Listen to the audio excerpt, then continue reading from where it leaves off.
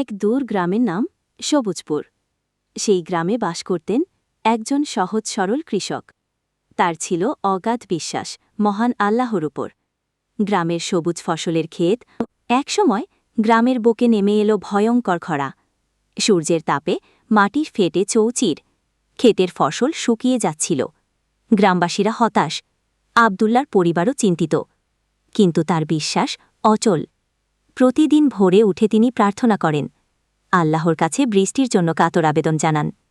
গ্রামের মানুষদেরও তিনি বোঝান, আল্লাহ অবশ্যই আমাদের ডাক শুনবেন, ধৈর্য ধরো।